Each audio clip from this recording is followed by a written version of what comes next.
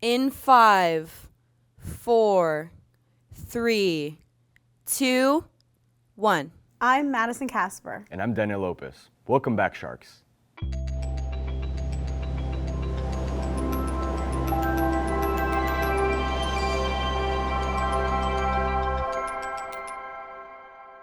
In this episode of Mako TV, we visit the 15th Annual Senior Showcase Art Exhibition, we interview record-breaking NSU men's basketball player Dallas Graziani, and we ask our Sharks about inspirational Black historical figures.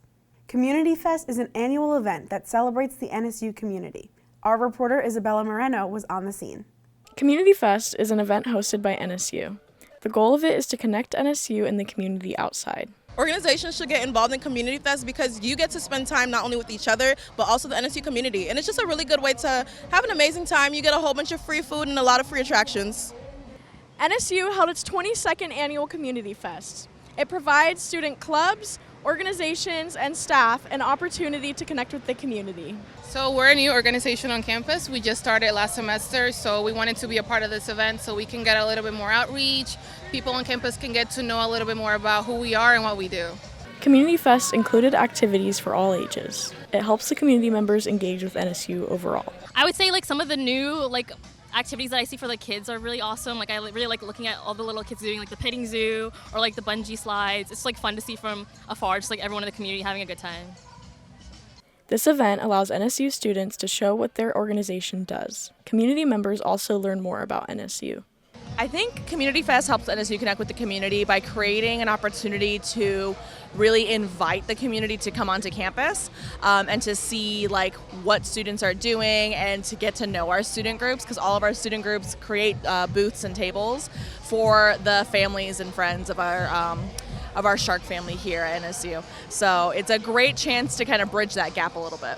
Community Fest is an annual tradition that connects NSU members. I'm Isabella Morano with Mako TV. Joining me to talk about updates with Mako Radio is Assistant Station Manager DJ Romy. Welcome, DJ Romy. Thank you for having me, Daniel. What's going on with Mako Radio? So we are live on air Monday through Friday from 6 to 9 p.m. and also during the lunch hour. We just did Community Fest. It was an amazing event. Everyone had a great time. The music was great, vibes were great, and of course, it was brought to you by Mako Radio. We have our podcasts on Spotify and Apple Podcasts. For more information, you can look us up at nova.edu/Mako Radio and our Instagram at NSU_Mako Radio. Is there anything else you want to add? I do want to add something. We will be off air the first week of March, which is our spring break, so I hope all the students enjoy their time off, and of course, we will be enjoying our time off as well. Thank you for your updates, DJ Romy. Thank you for always having me. This year, senior art and design students get to show off their work in the 15th Annual Senior Showcase Art Exhibition. Our reporter Alexandra Monroe has this story. The opening of the 15th Annual Senior Showcase took place on February 12th. The event gives senior art and design students the chance to show off the art they've created throughout their 4 years. They've grown a lot conceptually. They've grown a lot technically. I wouldn't say spiritually, but their portfolio has gotten a lot stronger, which is something that I really push for. And I think they understand what it means to be an artist after you graduate. The theme of this year's Senior Showcase was Create, Connect, and Disrupt. Students interpreted this theme in many ways throughout their art. The theme Create, Connect, and Disrupt in this exhibition, I think really we wanted the students to feel that our artwork is an expression of ourselves, but also a way for each other to connect in the arts community. This year's exhibition was the largest in the program's history. Bria Manning-Floyd says she puts parts of herself in her art. They mean so much to me. They feel like pieces of myself, pieces of my personality, my psyche, and I love them so much. The Senior Showcase allows students to see the improvement in their art. I always like to say that you can do a lot with skills, but you can't really do anything if you don't have a passion for it or any emotion at all. So I feel like that's what I try to what I really learned throughout these 4 years. It's connect my personal self to my artwork, and I think I achieved it. Kai Deer says events like this are important to the NSU community. Well, I think they're all very talented, and going into the art gallery for the first time, we have great facilities at NSU, and the students are clearly, showing the value of why we need all those great facilities. The Senior Art Exhibition will be on view outside of the Performance Theater and in Gallery 217 until March 12th. I'm Alexandria Monroe with Mako TV. Next, for our sports segment, we have our sports reporter Liv Zolk with updates. Welcome, Liv.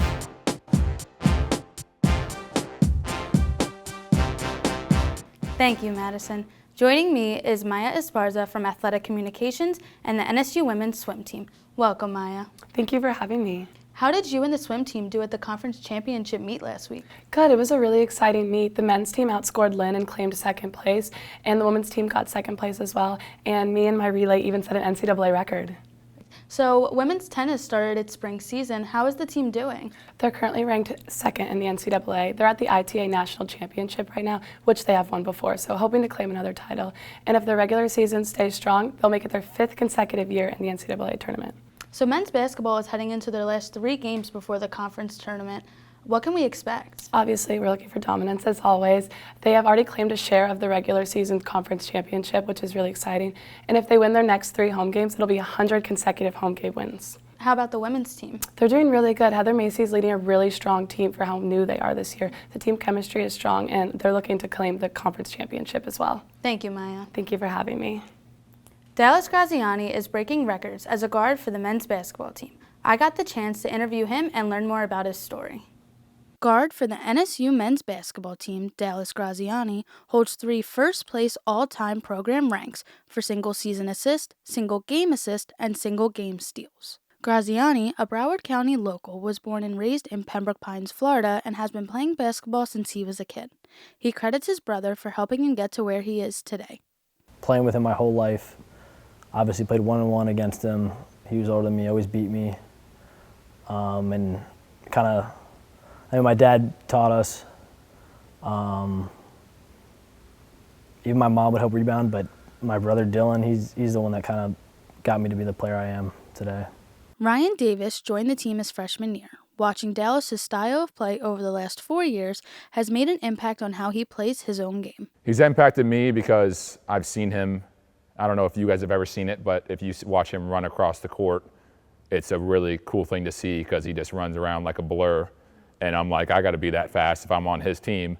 So it's pushed me to be faster, be quicker, more energy, just more like relentless on the court. Like if I get hit, I'm always getting back up, knowing that if he gets hit, he's going to get back up. So I think he pushes a lot of the team in that way because he leads by example and just having all the energy and in that way, yeah. The 5'8" graduate student uses his height not only to his, but the team's advantage, which has led them to 2 national championships.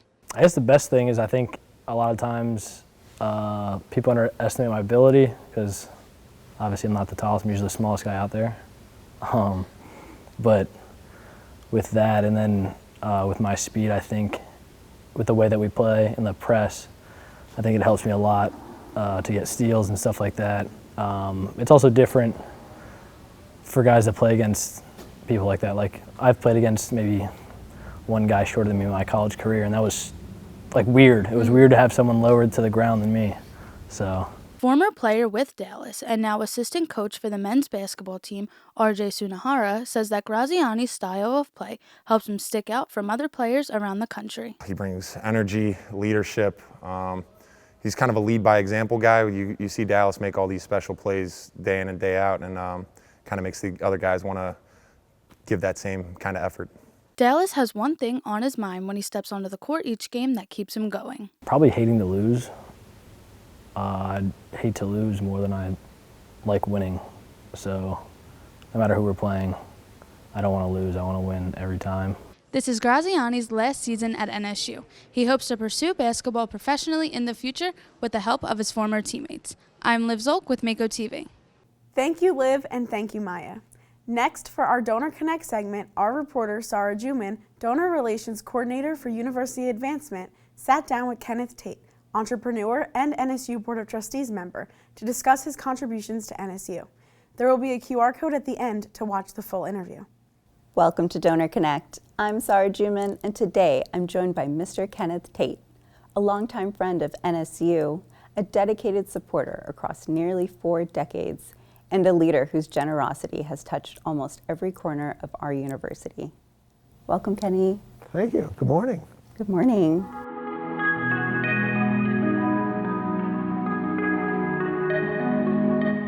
And so your journey at NSU began about 40 years ago. Well, I have 3 daughters who went to university school, and the first one was born in 1980, and shortly thereafter, my wife enrolled her in the Mommy and Me program. So 81 or 82, we started getting involved with NSU back then. So yes, it goes back a long, long time. I am so blown away by the areas that you donate to. You give to so many different programs, schools, the Huizenga College of Business, University School, the Art Museum, NSU Art Museum, the Alvin Sherman Library. I'm probably missing a few. So many students, so many people out there just can't afford. The cost of education today is getting ridiculous. And we need to do whatever we can to get that cost down, whether it's through scholarships. Dr. Moon is doing everything he can to shorten the graduation period, shorten the graduation requirements so that it becomes slightly more affordable for students. And that's so important because I think a college education is very important. You read in the newspaper questioning the importance of it, but our students graduate, they get high-paying jobs. It's very, financially, it's very accretive for them. And that's what we like to see, especially being a graduate and professional student-based university. They're getting some really nice jobs. And our undergraduate program has really developed into a great feeder program for our graduate schools. Thank you, Kenny, so much. This was such an incredible conversation, getting to know you, your story, sharing your wisdom. I know I'm touched, and I'm sure many others will be touched by your story and your giving. Okay, well, thank you. It was my pleasure to be here, and I look forward to helping NSU as long as I can. We love that. Thank you. This has been Mako Media, Donor Connect. I'm Saara Juman. See you next time. Next, for a health update, my co-anchor Madison sat down with Dr. Artie Raja to discuss superflu. Welcome to the Health Update. I'm Madison Kasper. With me is Dr. Artie Raja, Mako Media Science and Health Advisor. Welcome, Dr. Raja. Thank you, Madison.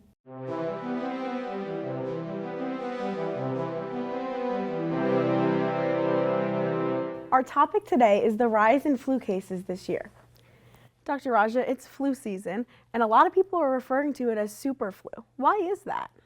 Right, so unfortunately, it's actually a misnomer. People are calling it the superflu. It's just media's way of calling it the superflu. But in reality, what it is it's just a new, not even an entirely new strain of the virus. It's a sub-variant. So it's one type of virus that's shown up that seems to have a lot of mutations or changes from the last few viruses that have been around. So it's technically a slightly different type of virus, and people are calling it the superflu because there are more people who are getting sick with the virus, and not even necessarily worse symptoms, but there are just many more people who are coming down with it. So it's kind of termed as a superflu. What factors make certain flu seasons more severe than others? It has to do with the strain of the virus that's floating around. So if there is a virus that kind of shows up and we aren't ready for it, in the sense that we do have vaccines, but if the vaccine was designed against a slightly different strain, then the virus that's currently floating around is going to likely not be affected by the vaccine. So as a result, it may escape the vaccine or escape the human immune system. So it ends up causing a problem in the human, and therefore you get more sick from it. And also it's got to do with how healthy the population is at that point in time, weather patterns, if those are different, and if people are battling other conditions, then it may put you at risk for the flu as well. How can someone differentiate from the flu, COVID, RSV, since symptoms do overlap sometimes. With a lot of these viruses that you mentioned, almost all of them are respiratory tract viruses, which basically mean they all cause problems in the human respiratory tract. And therefore, the symptoms tend to be very, very similar. But the one thing that makes flu very different is this very sudden onset of fever, especially. You get this, it comes on very suddenly, like you wouldn't have had it in the morning, but like by afternoon you're like down with a really high fever. With things like RSV and COVID, it's a much more gradual reaching point of getting a fever. How effective is the flu vaccine? It is actually very effective.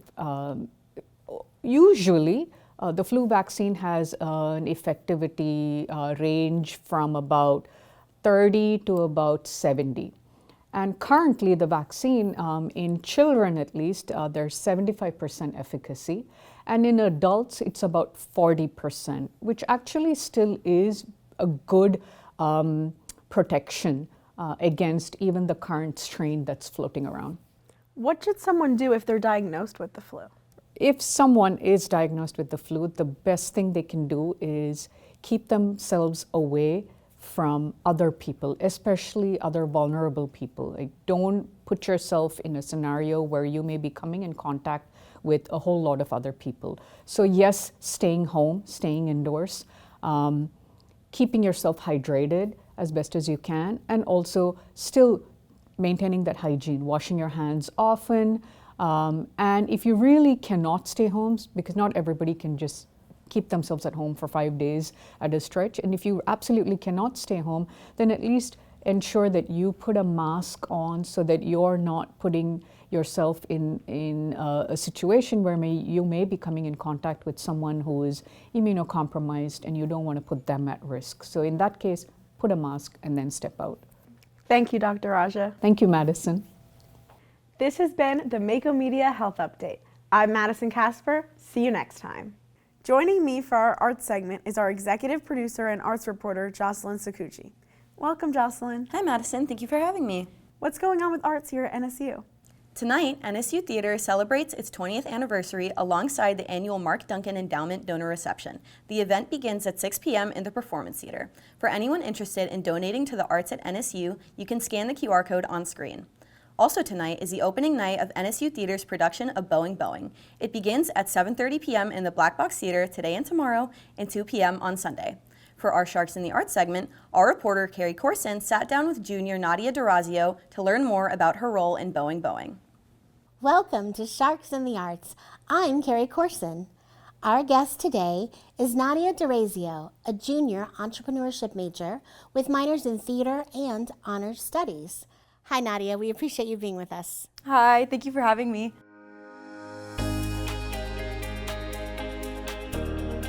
So what is your involvement in the upcoming theater production of Boeing Boeing? I'm an actress, one of 6 characters in the show, and I play Bertha. She's the housemaid of Bernard, who kind of runs like the whole show, and I like live at his house and just basically see all the chaos that ensues. What can audiences expect from this show?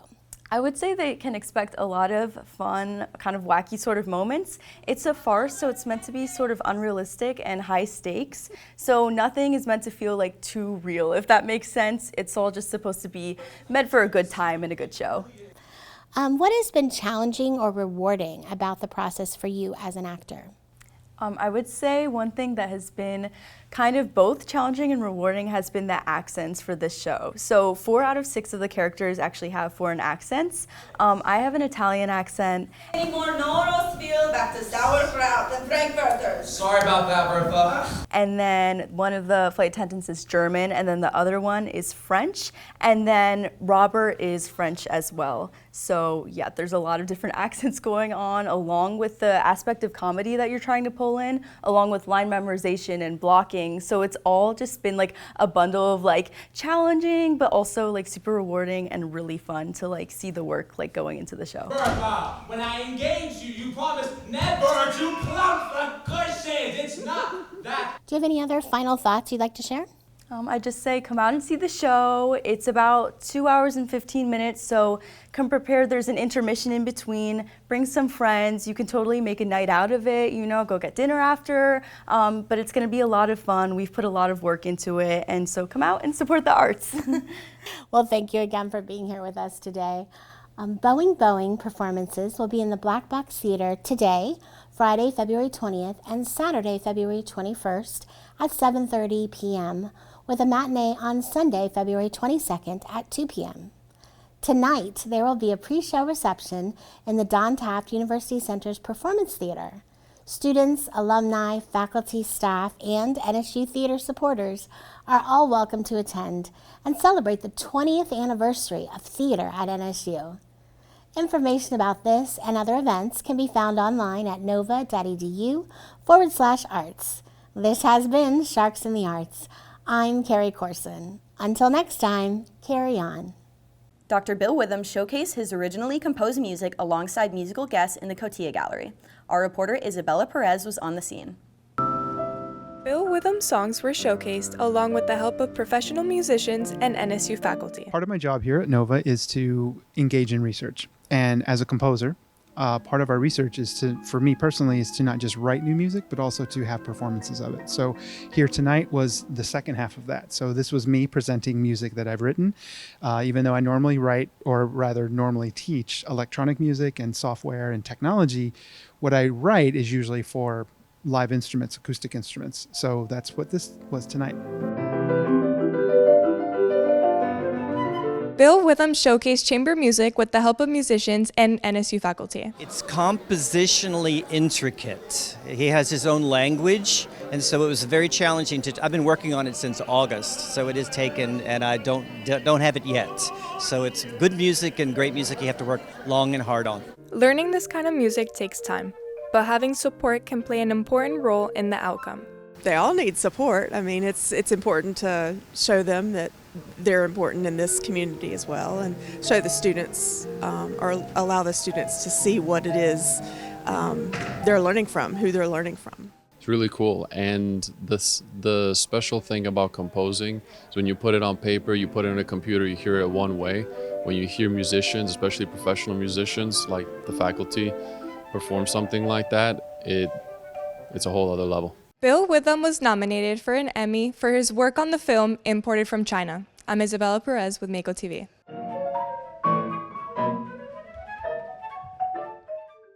Thank you for your updates, Jocelyn. Thank you, Madison. February is Black History Month. For our Sharks on the Street segment, our reporter Olivia Nur asks our Sharks about what Black historical figure they would like to meet. February is Black History Month, a time to honor the voices and leaders who have shaped our history. Today, I am asking Sharks which Black historical figure inspires them most.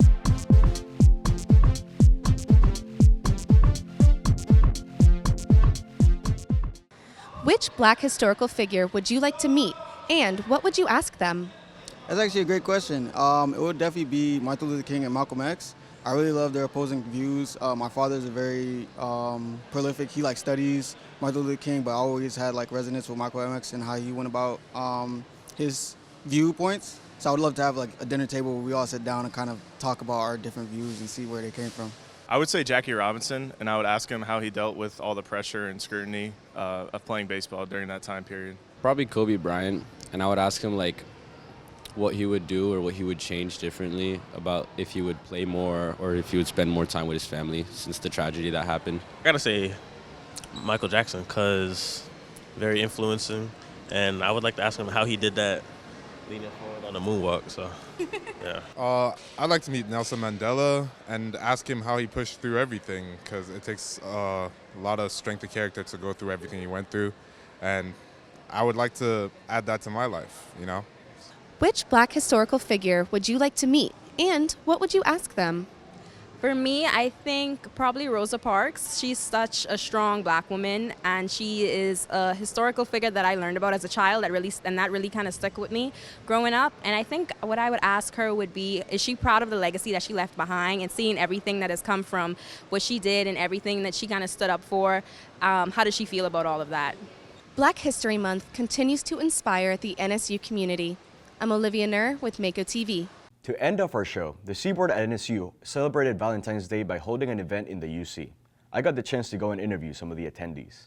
The Seaboard at NSU hosted Love is in the Air Love Carnival in the University Center Spine. Students could sign in and get a bracelet to take part in the activities. It feels good. It feels like a lot of stuff, a lot of events to do, like a lot of activities, a lot of prizes. That's having the best part, you know. See people going for their prizes, for the bears. It seems like very eventful, a lot of fun stuff, you know. The event offered games such as the ring toss and the hoop shot, with winners taking home prizes. Political science major Brijarnia Anderson was excited to put together and take home her own stuffed bear. Personally, I'm kind of extremely happy right now because this is the first time I'm building a bear and just going around and you see all the pretty stuff, so I think it's so cool. Sports management senior Renee Gant said events like these bring the NSU community together. Yeah, it brings together just for a cause. You know, Valentine's Day is coming up. No one should be alone. So we just thought, you know, hosting an event like this that brings everyone together and has something for everyone to enjoy. For more information about upcoming events around campus, visit nova.edu/campuslife. I'm Daniel Lopez with Mako TV. That is all for this episode of Mako TV. You can catch our solo release videos on our YouTube channel at Mako Television. You can also follow us on Instagram at NSU_Mako TV. Thank you for watching. See you next time. Go Sharks!